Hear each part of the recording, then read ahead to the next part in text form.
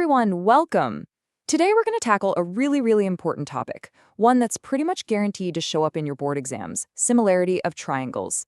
My goal here is to make sure you can walk into that exam hall and solve any question on this topic with total confidence. So have you ever looked at a huge mountain and wondered, how on earth do they know how tall that is? I mean, it's not like they can use a giant tape measure, right? Well, the secret, it's math. Specifically, this amazing idea called similarity. It's what lets us measure these absolutely enormous things, like mountains, or even the distance to the moon, just by using some clever math with triangles right here on the ground. Pretty cool, huh? All right, so here's our game plan. We'll kick things off with what similar really means. Then we'll get into our three main tools for proving similarity: the AA rule, the SSS rule, and the SAS rule. After that, we're going to put those rules to work and solve a problem together. And we'll wrap up with a quick recap and a super important exam tip. Let's get started. Okay, section 1, same shape, different size. So let's just jump right in. What does this word similar actually mean when we're talking about math? It's really important we get this crystal clear from the start. So you probably remember congruent figures from last year, right? In class 9. Those were like perfect identical twins, same shape and same size. Think of them as exact photocopies. Well, similar figures are a little different. It's all about having the exact same shape, but the size can be totally different. A great way to think about it is like a small passport photo and a giant movie poster of the same person. The shape is identical, but one is way bigger than the other. That's similarity. Okay, so here's the official rule. For any two polygons, and that includes triangles, to be called similar, two things must be true. And I mean must. First, all their corresponding angles have to be equal, and second, their corresponding sides have to be in the same ratio. You can't just have one or the other. You need both of these conditions to be true. It's a package deal.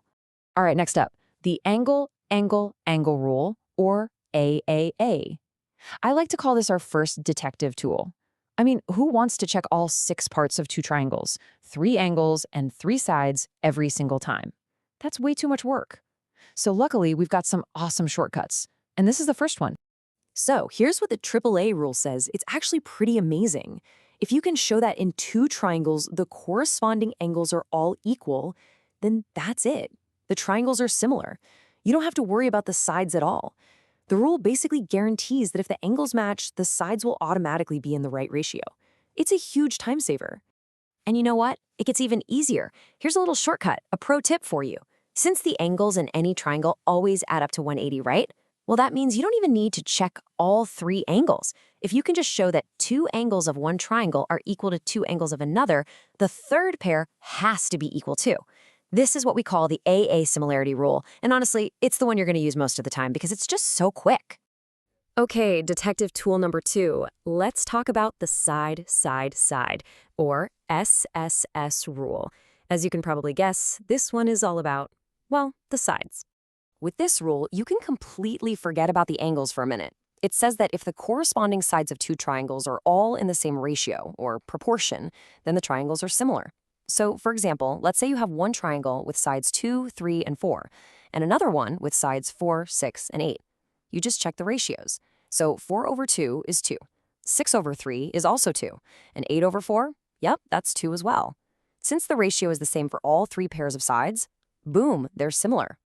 And now for our third and final detective tool, the side angle side, or SAS rule. This one is a smart little mix of both sides and angles. Okay, now listen very carefully to this one. The SAS rule says if one angle of a triangle is equal to one angle of another triangle, and the sides, including those angles, are proportional, then the triangles are similar. The key word there is including. It means the angle has to be squished or sandwiched right in between the 2 sides you're comparing. That's why it's SAS. See? The A is in the middle. If the angle you know is somewhere else, this rule does not apply. You have to be really careful with this one. All right, we've got our 3 amazing tools. Now it's time to put them to work. Let's be detectives and solve a classic case together. Ready? You've totally got this. Okay, let's take a close look at the problem.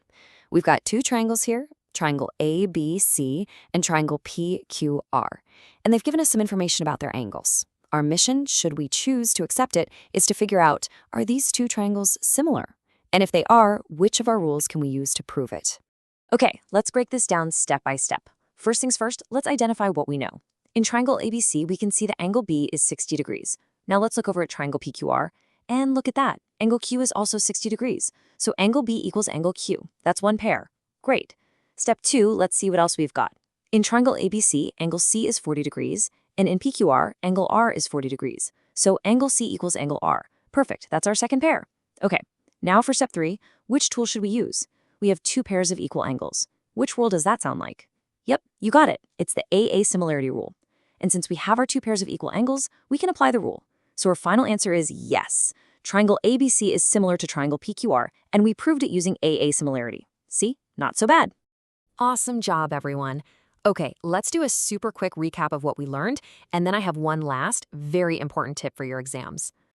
So remember, you now have these three powerful similarity tools. There's the AA, or really the AA rule, which you use when you know the angles are equal. Then there's the SSS rule, for when you know all three sides are in the same ratio. And finally, the SAS rule, for when you have two sides in ratio and the angle between them is equal. Just look at what the question gives you and pick the right tool for the job. Okay, here it is, my big exam tip. Please listen carefully because so many students lose easy marks on this. When you write your final answer, the order of the letters matters. It matters a lot. It's not random. You have to match the corresponding vertices. In our example, angle B matched with angle Q and angle C matched with angle R. That means it must be written as triangle ABC is similar to triangle PQR. You can't write RPQ or anything else. Getting that order correct shows the examiner you truly understand the correspondence, and it's absolutely crucial for getting full marks. So, now that you have these tools, I want you to think about this. What other massive things could you measure using the magic of similar triangles? The next time you see a really tall building, a flagpole, or even a big tree, just imagine you now have the knowledge to figure out its height just by using a little bit of math. Similarity is all around us, so keep practicing, keep looking for it, and you will absolutely nail this topic. All the best.